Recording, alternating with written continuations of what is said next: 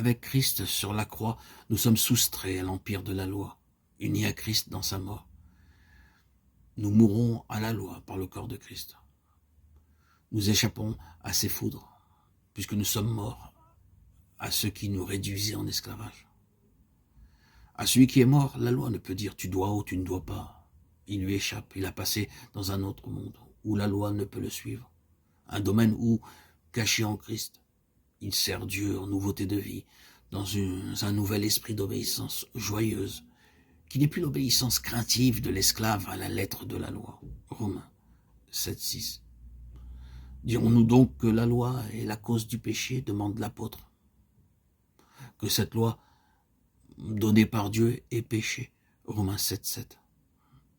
Certes non, proteste-t-il, et il montre sa raison, pratique son action dans le cœur. Mais de quelle façon elle conduit l'homme à ce point de désespérance de soi, où il est prêt à saisir la délivrance? Car ce message de délivrance par la mort avec Christ n'est une joyeuse nouvelle que pour quiconque désespère de soi. La loi est notre maître pour nous amener à Christ. Et l'apôtre nous décrit la lutte poignante qui se livre en celui qui aime la volonté de Dieu, mais n'a pas encore trouvé la délivrance dans la mort du Christ. Quelle qu'ait été la pensée dominante de Paul lorsqu'il écrivit le 7e chapitre aux Romains, objet de tant de contestations, une chose certaine, c'est qu'il y décrit de façon puissante et émouvante la tyrannie du péché, le joug du mal sur l'âme réveillée qui désire accomplir la volonté de Dieu. C'est la loi qui conduit l'âme à mourir à soi-même. Mourir, c'est cesser de combattre. C'est l'extrémité où se trouve réduit celui qui ne peut lutter davantage. Alors, dans son angoisse, il s'écrie « Qui me délivrera ?» Par la loi, écrit ailleurs l'apôtre « Je suis mort à la loi, afin de vivre pour Dieu » Galates 2,19. Il est aisé de disserter à l'infini sur ce chapitre 7 des Romains, aux Romains, de cette épître.